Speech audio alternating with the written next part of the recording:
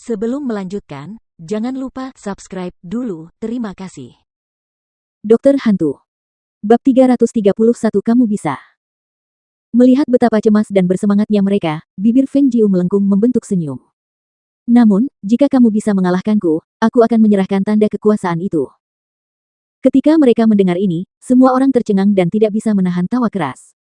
Salah satu pria paruh baya tertawa terbahak-bahak sambil berkata dengan nada menghina yang tidak tersamar, "Kau. Apa kau bercanda? Jangan sebut aku, tapi bahkan siapapun di antara generasi muda lebih kuat darimu." Begitukah? Dia terkekeh sambil mengangkat alisnya sedikit, tampak seperti kelinci kecil yang tidak berbahaya.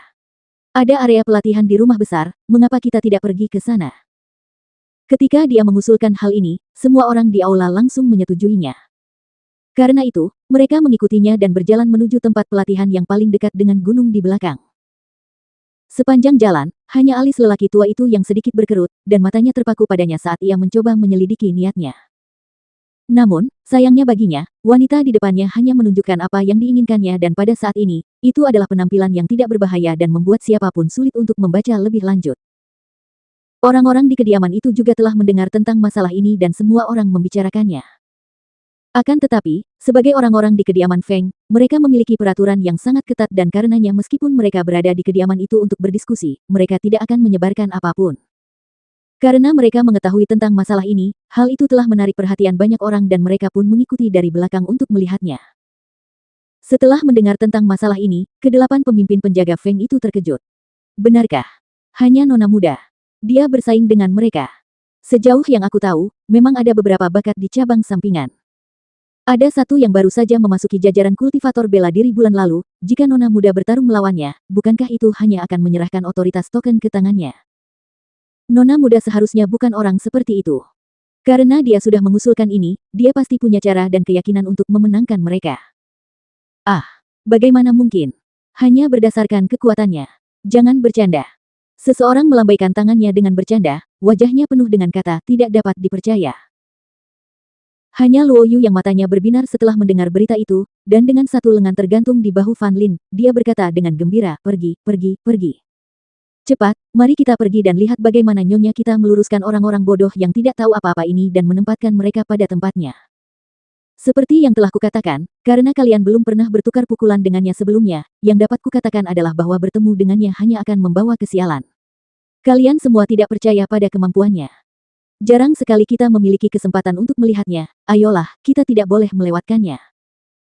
Begitu dia selesai berbicara, dia menyeret Fan Lin menuju tempat latihan.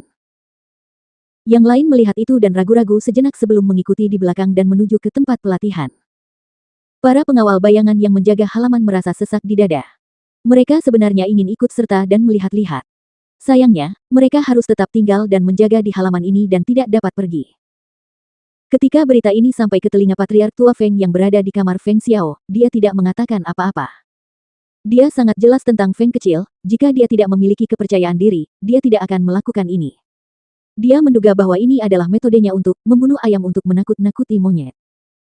Orang-orang dari cabang samping itu juga keterlaluan. Mereka hanya ingin memberi pelajaran, mereka benar-benar tahu bagaimana memilih waktu yang tepat. Sungguh mengecewakan. Awalnya, dia masih berpikir untuk meminta Leng Hua menyampaikan pesan kepadanya dan memintanya untuk bersikap lunak terhadap mereka. Namun setelah memikirkannya, dia memutuskan untuk tidak melakukannya. Kalau saja tidak ada pelajaran yang berlumuran darah, orang-orang ini tidak akan pernah menyerah dan tidak akan takut. Biarkan saja dia melakukan apa yang dia mau. Di tempat latihan, ada cukup banyak penjaga yang mengelilingi arena untuk menonton, namun, pengurus menyuruh mereka membubarkan diri. Mereka semua bubar dan pada akhirnya, hanya ada 10 orang dari cabang samping, beberapa pemimpin penjaga Feng serta Leng Suang dan pengurus yang berkumpul. "Sepupu, ayahku berkata bahwa akulah yang akan mewakili, jangan sampai orang-orang mengatakan bahwa dia menindas yang lemah." Seorang pemuda melangkah maju dengan alisnya terangkat karena kesombongan. Akan tetapi, Feng Jiu hanya meliriknya dan menggelengkan kepalanya, tidak bisa. Asteris untuk menghukum seseorang sebagai contoh bagi orang lain.